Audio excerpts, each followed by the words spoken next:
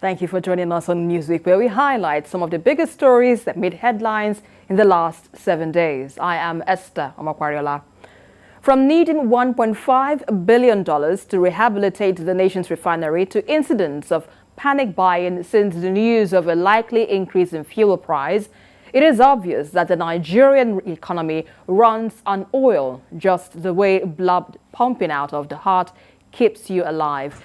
Unlike the human heart that pumps out blood at the rate of about 72 times every 60 seconds, the pump price of fuel as at the last check is between 162 naira and 178 naira per litre, depending on where you are. And in Ilorin, an apex social-cultural organization is calling for tolerance and understanding over the use of hijab in all the public schools in Kwara State. Later on the show, we will take a look at the recent hijab controversy, the state that left education stuck between the freedom of religion and the choice of lifestyle. Stay with us.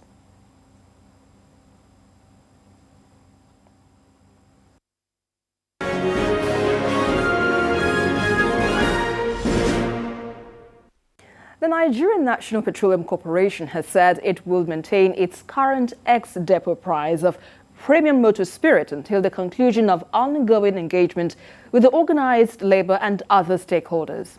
Now, addressing reporters in Abuja, the Group General Manager, Dr. Kenny Obateru, says the corporation at the moment was bearing the burden of importing refined petroleum products as a supply of last resort to guarantee energy security for the nation. We have details in this report. On the 28th of February, the Nigerian National Petroleum Corporation has stated in a press release there was no increment in the ex-depot price of petrol for March 2021. This, the corporation has said, it was in order not to jeopardize ongoing engagement with organized labor and other stakeholders on an acceptable framework that would not expose the ordinary Nigerian to any hardship. The NNPC had also cautioned petroleum product marketers not to engage in any arbitrary price increase or hoarding of petrol so as not to create artificial scarcity or unnecessary hardship for Nigerians. Apparently, the directives were not heeded as the first week of March saw the reappearance of queues in petrol stations. This led to panic buying due to the impression created that the price of premium motor spirit will be increased. But now, after some days, says that different petrol stations are returning to normal. But some independent marketers are selling PMS for 169 naira or 179 naira per litre. The public relations officer of the Independent Petroleum Marketers Association explains that this is because the product is being sold to them by private depot owners at 160 naira or 161 naira per litre. He says the independent petroleum marketers are being regulated in terms of pricing through the PPPRA and PPMC. He wants the Department of Petroleum Resources to intervene by regulating the amount private depot owners sell PMS. For us to be able to do even get products at 154, 145, private tank farms started selling this product to us at 160, 162. So if we buy the product at 160, 162, we pay our transportation to our filling stations. How much do we say to the public? We must at least mark that 10 naira or 8 naira profit to be able to service our station, pay bank loans. The NNPC has no plan to increase the ex-depot price of PMS at this point in time. There's an ongoing engagement with labor and other stakeholders, and until that is concluded, there's no plan to increase the ex-depot price of PMS. The GMD of NNPC, Malam Mele Kolokiari, yesterday explained to Nigerians the burden that NNPC is carrying because of the differential between the landing cost of the product and what it is being sold at the pump. Notwithstanding that, there's no intention to increase the ex-depot price as at this point in time until the ongoing negotiation with labor and other stakeholders are concluded. So Nigerians should not panic buy, and we are assuring Nigerians that we have abundant product in our reserve that is enough to last Nigerians for upward of 46 days. The NNPC had called on relevant regulatory authorities to set up monitoring of activities of marketers with a view of sanctioning those involved in product hoarding or arbitrary increase of pump price.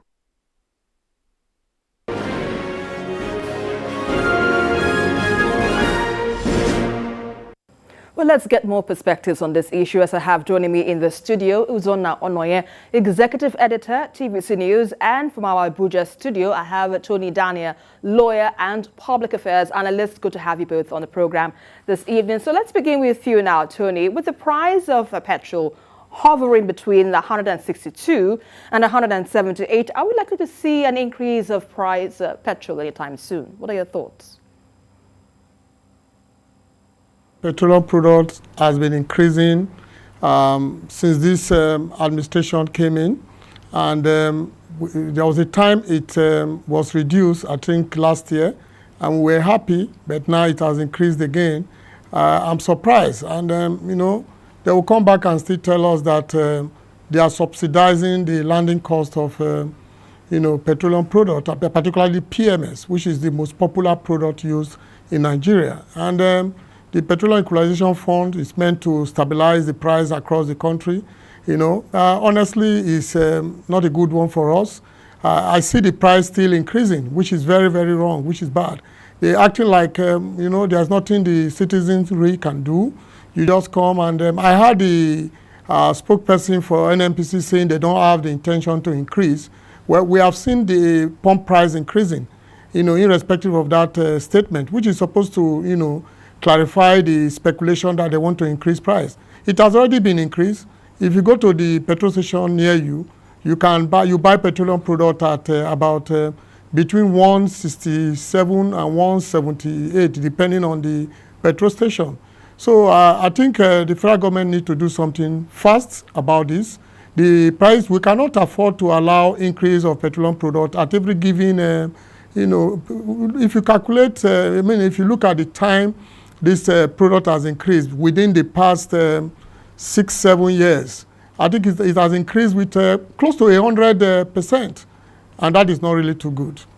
Though Nigeria is still relatively low on price compared to other countries, but we have the product here, and I don't know why it is taking time to fix the refineries so that they can be producing petroleum, PMS here.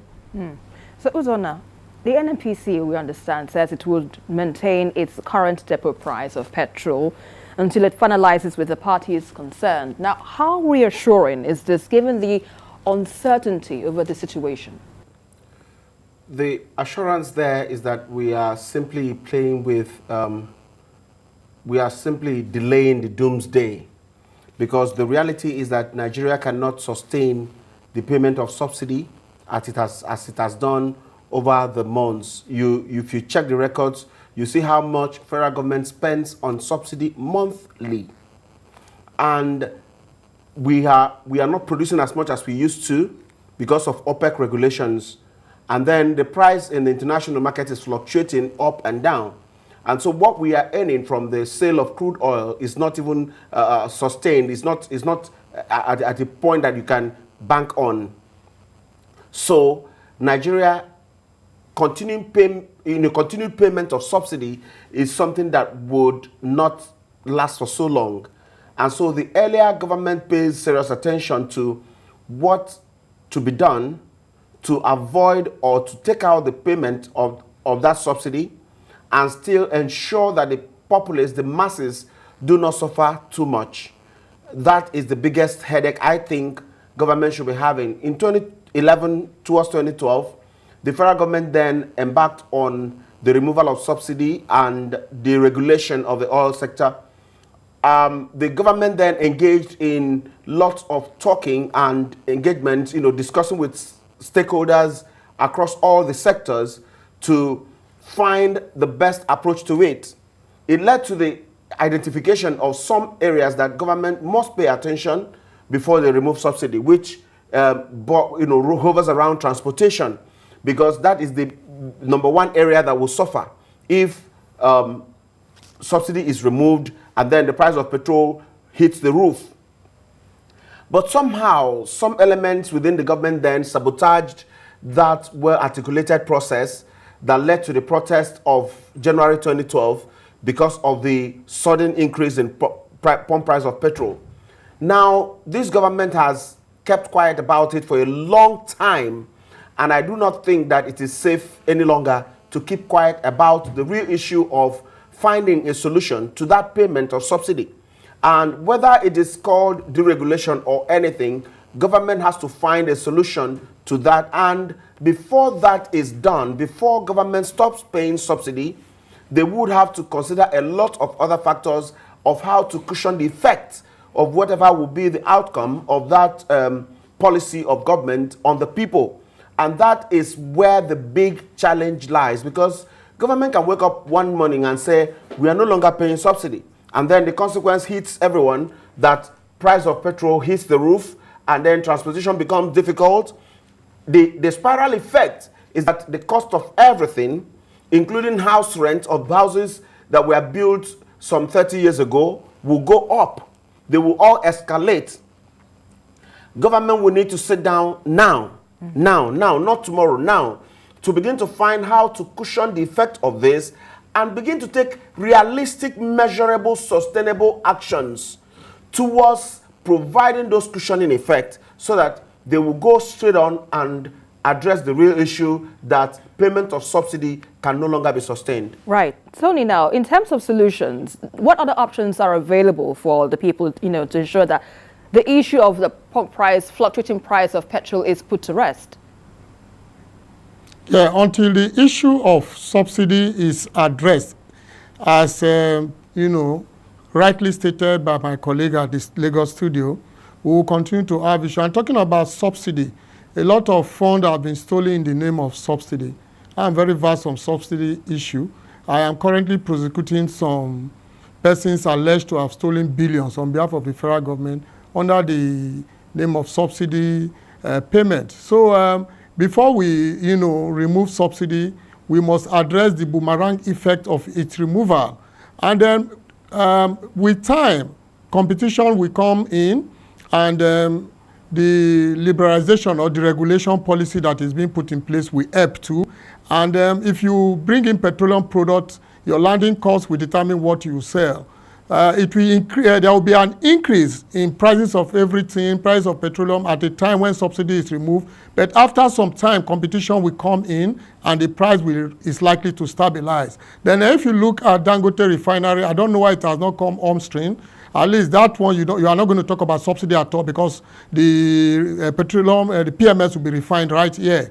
And I don't know, I want to suggest that they privatize the refineries we have. If I'm the owner of a refinery, I won't allow it to go moribund. I won't allow it to go down. So there is nothing much we can do to prevent an increase in price. I think Nigerians should be prepared for that. There was a time the present administration, in fairness to them, attempted to address the issue of removal of subsidy, though they didn't approach it well, because you are supposed to look at the consequences of removal of subsidy, before you talk of removing subsidy. And some mafias in the oil industry were able to hold the federal government to ransom, and the government made a U-turn from the removal of subsidy. But it is something that we cannot run away from. We cannot continue to spend billions on subsidy and also lose billions to fraudsters who collect money in the name of subsidy. So the increase in price is inevitable, it is wrong, it's painful, but we have to be realistic. Final thoughts, Uzonna. How optimistic are you about the deregulation of the downstream sector? Do you think this would be the best option for us? There's no other option. I mean, it's not a question of being the best or not. There is no other option than deregulation if we want to stay afloat and not, be drowned by the challenging economic realities. However, the contending forces there, including the citizens themselves and the labor unions, I want to emphasize that, labor unions, because any meaningful policy of government have always been threatened by labor. And unfortunately, that's the reality we have, except they all, come to terms with the reality that they are only playing with a keg of gunpowder that will hit everyone in the face. We may continue to go round the circles if nothing is done soon. All right, and that's a fine place to leave it. Thank you very much, Uzonna, for bringing your thoughts on this issue, as well as my guest in the studio. I think he will still be with us for the next segment, but let's quickly go on a break. And in Ilorin, an Apex social cultural organization is calling for tolerance and understanding over the use of hijab in all public schools in Kwara State. Well, after the break, we'll take a look at the recent hijab controversy, the state that left education stuck between the freedom of religion and the choice of lifestyle.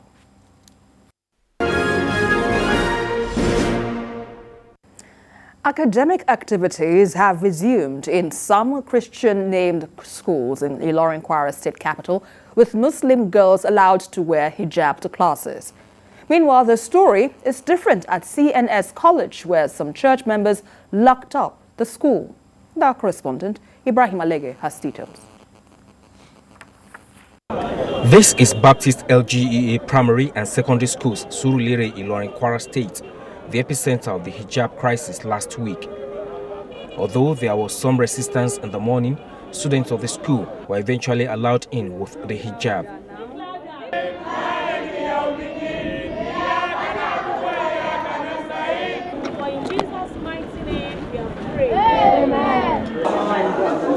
And academic activities commenced immediately. The students have been home for a month and they are hoping that they will be able to make up for the lost time. We are not in school, everything looks weird. We not feel the way it's supposed to feel. The question given to us by the teacher that we are not be able to solve, we are supposed to give to them. We are not be able to do that due to all this situation going. But now they've already opened the school, I'm very happy, I'm very so excited when we're in school. They should allow Muslims to use hijab, and they should allow Christians to be as their way. As at the time TVC News visited, the situation at the CNS College, Saboke, Ilorin was tense. Church members barricaded the school gate and no student was allowed in. This led to a confrontation between the youth of the two faiths.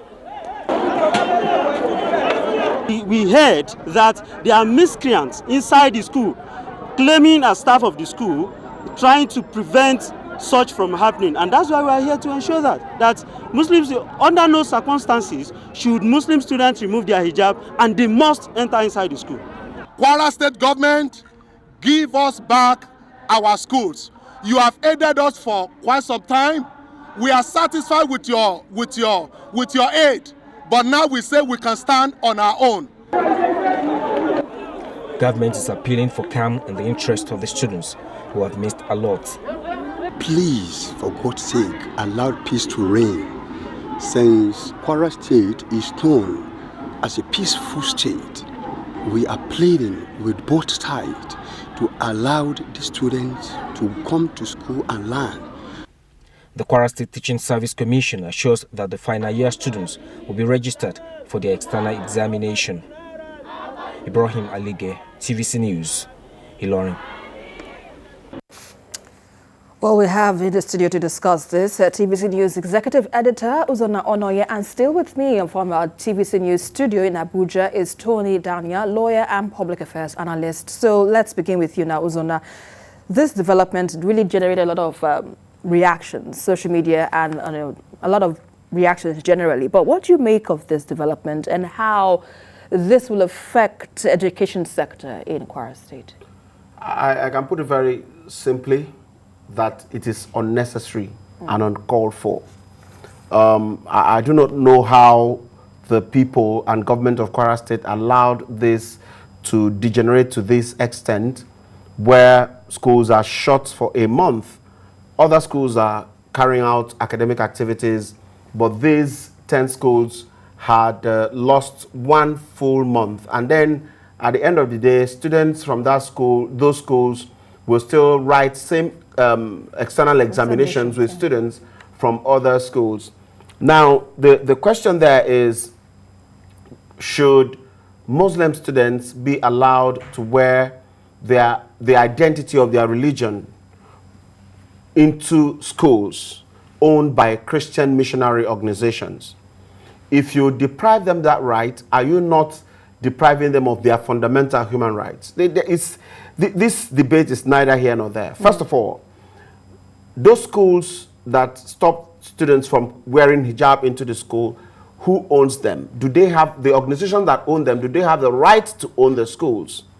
Yes, government have been subsidizing and assisting them, and for that purpose, for that reason, they may not claim to be completely in control of the school because state government comes into it. I think that the state government should have been a bit more careful and sensitive in handling this matter. What happens one morning, tomorrow is Monday, then the Aladura, Sele, Cherubim and Seraphim, those people that wear white gown and all of that, they wear their white gown and they dress in their normal, the way they attend their worships and whatever, and come to school. What happens with, when people carry cross to school, come with bells, those people that have those identities of their religion. It will become a chaotic situation. We had extolled and exalted religion so high that we are beginning to lose our senses. I do not think that this is necessary. I think that it should have been avoided completely. School is school. Children go to school to learn. When they get back home, they wear the toga of whatever religion they practice. But when going to school, they keep their minds simple and their appearance as simple as condoned by the school and go to learn. It's just very simple. I think the state government and the people of Kwara should have done better. Tony Daniel, what are your thoughts on this, and what do you think should be the way forward to handle this kind of situation? Yeah, well, this issue came up some 3-4 years ago, and at your studio we discussed this issue, where one right ends, another person's right begins. And we all went to school. I'm a Muslim. My children, we all pray, but if you watch, it has never happened in Lagos. So Kwara historically is a strong Islamic religion state. But you see, talking about freedom of religion worship, nobody is stopping you from worshiping the way you want to worship, as far as you are not trampling on the rights of others. When you are entering the school, you were given the requirement for admission. And one of them is not that you dress anyhow or dress to meet your religion attire. No. My children, they wear hijab in my house, but they won't wear hijab to school. So, like the speaker there at the Lagos studio said, if you want to extend religion, you want to take religion, freedom of religion to that extent, then every person will wear whatever he uses or she uses to worship. So I think the state government got it wrong. This issue came up in the same Kwara state some 4 years ago or so, and it should have been properly addressed.